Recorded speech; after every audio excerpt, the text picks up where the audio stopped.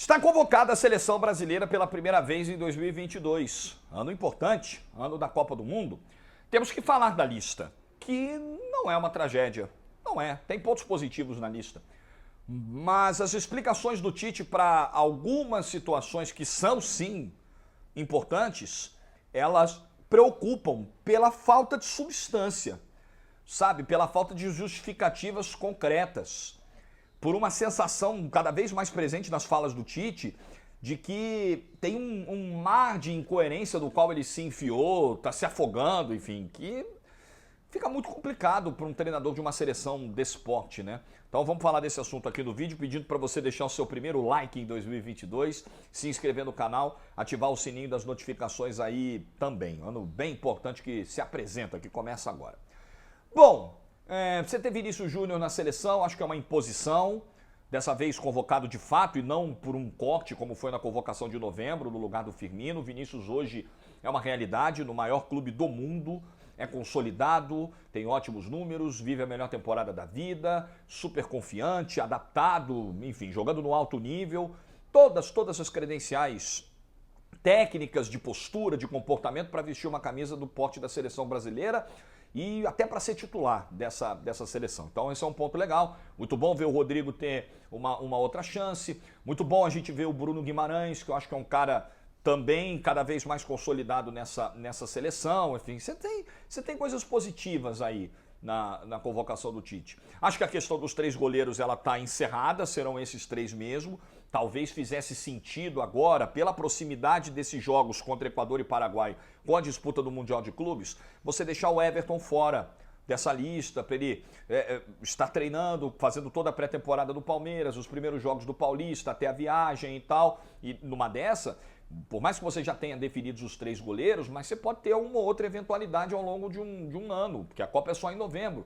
Então legal você ter ali um quarto nome na manga, né? Talvez até o Tite já tenha, mas acho que seria o caso nessa convocação, principalmente. Mas, ok, né? Acho que nas laterais, Danilo e Alexandro têm as suas vagas, a gente vai precisar ver quem é o reserva. Não me parece não me parece ser muito sólida a argumentação da não convocação do Arana por não estar treinando, porque o Gabriel Barbosa também está vindo de um período de férias como o Arana. Verdade que ele voltou a treinar antes ali por conta própria, mas enfim, não me parece que seja algo tão relevante, né? Para um cara que precisa ter chances de fato. Acho que o Arana precisa ter oportunidades reais mesmo, de ser mais testado, de ser mais observado na seleção brasileira, numa posição que tem lacuna. Uma lacuna muito evidente, salta aos olhos. Lateral esquerda hoje talvez seja, em termos de posição, o principal problema que a gente tenha hoje na seleção brasileira. Aliás, até falando disso, só um parêntese aqui sobre a questão do Renan Lodge. A minha posição pessoal sobre a vacinação sou favorável, tomei 2 doses, estou prestes a tomar a terceira, acho que é um dever como um cidadão, pensando também no coletivo, tá? Essa é a minha opinião e não estou aqui condenando e crucificando o Renan Lodge por pensar diferente. Só acho que há um grande problema quando essa decisão de caráter pessoal, individual e tal, com a qual não concordo, mas tudo bem, respeito, há um grande problema quando essa decisão interfere na vida profissional de alguém. Porque o Renan Lodge sabe que, como atleta, que roda vários países, que percorre o mundo para exercer a sua atividade, ele está sujeito a barreiras sanitárias, a imposições de governos locais, de companhias aéreas, e isso pode ser um grande limitador. Ele pode perder oportunidades valiosas na carreira simplesmente por decidir não tomar a vacina, sabe? Acho que pode ser um prejuízo muito maior a algum prejuízo de performance que talvez ele julgue que possa existir com a vacinação. Estou tentando achar algum critério, assim, alguma lógica na decisão dele, com a qual, repito, não concordo em hipótese alguma, mas respeito. Então, assim, eu por exemplo, conto muito essa história. Em 2020, eu estava escalado para uma viagem ao Equador para fazer Flamengo e Independiente Del Valle pela Libertadores, pelo Facebook Watch. E aí, na semana da viagem que acabou não acontecendo, porque foi decretada a pandemia, o jogo foi remarcado, enfim. Mas eu tinha que confirmar a minha vacinação contra a febre amarela, porque era um requisito básico para entrar no Equador. Sem estar vacinado contra a febre amarela, eu não entraria. Eu já tinha tomado essa vacina anos antes e tinha o comprovante guardado. Então, levei numa UBS aqui em São Paulo, comprovante com a data da vacina, o lote que foi aplicado e tal, e foi emitido ali pela funcionária um documento atestando que eu estava apto a viajar ao Equador. Eu preenchi esse requisito, essa exigência do país. Sem tomar a vacina, se eu tivesse tomado a decisão de não me vacinar contra a febre amarela, ok, estaria no meu direito, porque essa vacinação não é obrigatória, não é compulsória, mas perderia uma oportunidade profissional. Então, assim, não me parece fazer nenhum sentido um jogador de futebol, um atleta se submeter a isso, ou fazer o que os argentinos fizeram mentindo no preenchimento do formulário no aeroporto quando chegaram aqui do Brasil, né, aqui em São Paulo, por aquele jogo que não aconteceu, ou fazer o que fez o Djokovic com uma suspeita de ter omitido viagens recentes, né, fraudando um documento público, uma informação sanitária relevante. Não me parece fazer nenhum sentido um atleta de alto nível, de alta performance, top do mundo, passar pelo que o Renan Lodge passou, sabe? Tomar a vacina no dia 10 de janeiro, muito em função, provavelmente, é o que muita gente está deduzindo, da viagem à Arábia Saudita dias depois para jogar a Supercopa com o Atlético, quando ele já poderia ter, enfim, definido essa questão antes. Então, do ponto de vista profissional, há um prejuízo para o atleta, né? Assim como você que defende a liberdade de não se vacinar, tá, beleza, você alega que isso é uma questão de liberdade. Então, todos os envolvidos, todas as entidades da sociedade civil, além dos indivíduos solitários, todas as entidades, empresas, órgãos governamentais e tal, também devem ter a liberdade de só permitir nos seus espaços que esteja vacinado. Então a liberdade, por uma questão de coerência, você deve defender para todas as pontas dessa história. Tá, vamos lá nos assuntos que realmente me preocupam na convocação do Tite.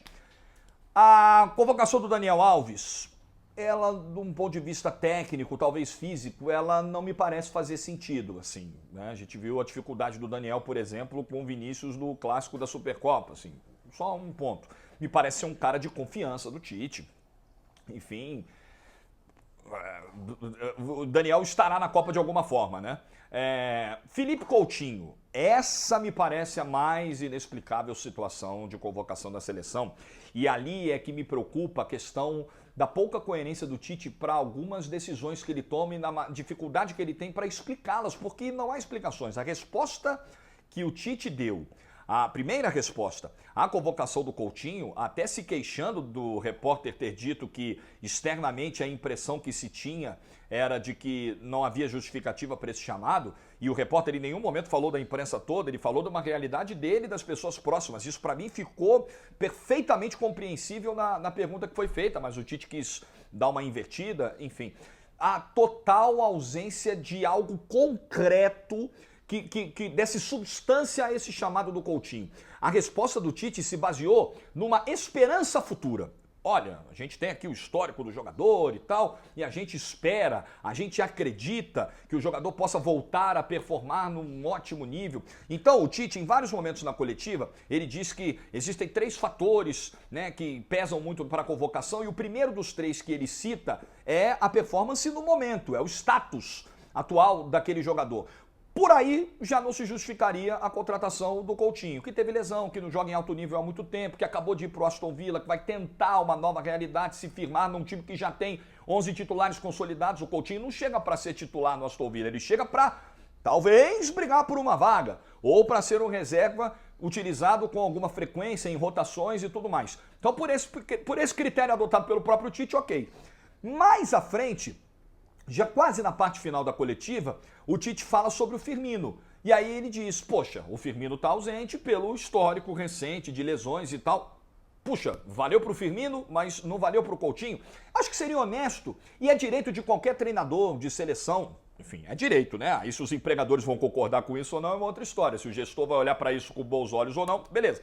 Mas é direito do Tite convocar alguém e ter uma cota de confiança. Cara, o Coutinho eu não abro mão. Ele não tá legal, mas eu acho ele importante, eu acho ele imprescindível, ele é bom pro vestiário, enfim, ele pode ter os argumentos dele. Mas não adianta tentar passar pro grande público uma realidade que não existe, porque as pessoas não são surdas, as pessoas detectam quando tá faltando um elemento realmente concreto para essa convocação. As pessoas ouvem o Tite falar e se espantam, se assustam. O Tite não apresenta uma lógica para a convocação do Coutinho. Então seria honesto o Tite chegar, gente, Eu sei que o Coutinho não está performando, eu sei que o Coutinho está tentando se firmar, eu sei que teve lesão, que teve afastamento, que teve isso, que teve aquilo, mas eu estou bancando. Eu estou bancando porque acho que o Coutinho, mesmo nessas condições, é importante para a seleção e para o meu trabalho. Ponto. Legítimo. Legítimo.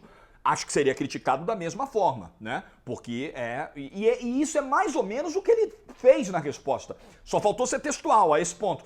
Mas ele deu a entender que ele está esperando algo para frente. Beleza, mas jogue limpo. Não adianta você tentar florear com belas palavras, com frases de efeito, com um vocabulário riquíssimo que o Tite tem, uma situação que está todo mundo vendo. Não há hoje, não há algo que defenda a convocação do Felipe Coutinho. E não é nada pessoal contra o Coutinho, que eu acho que é um ótimo jogador, mas teve dificuldade nos últimos anos na Europa, está tendo na carreira. E a seleção brasileira, imagino, seja também merecimento. Bom, estou me pegando por falas do Tite. Merecimento, performance, meritocracia, uma série de coisas que para uns nomes ausentes, esses argumentos são utilizados. Para outros, com presenças pouco aceitáveis, esses argumentos são ignorados. Então eu lamento muito que um treinador do potencial do Tite, da capacidade do Tite, um dos melhores que a gente tem e um dos melhores que tivemos nos últimos anos. Eu acho que o Tite é sim capacitado para estar no cargo onde está, mas ao longo dos anos, especialmente da Copa América de 2019 para cá, o que a gente tem visto é um Tite perdido nas próprias convicções. É um Tite não conseguindo, não sei se honrar é a palavra, mas não conseguindo aplicar os critérios estabelecidos por ele próprio, os sarrafos estabelecidos por ele próprio. E aí ele tenta explicar e nem sempre a explicação convence. Mas enfim, é o que temos para a Copa de 2022. Eu acho que de 16 a 18 nomes já estão bem consolidados e bem garantidos para a Copa e acho que, convocados nessas condições, Daniel Alves e Felipe Coutinho estão entre os 18. Acho que o recado é bem perceptível aí para todos. Não importa muito o que fizerem. São jogadores de confiança do Tite. Acho um erro, mas o Tite não acha. E você, o que pensa da convocação, especialmente de Coutinho, Daniel Alves, que acho que são os nomes mais contestáveis aí? Quem faltou, quem não deveria estar? Deixa aqui nos comentários. Até a próxima!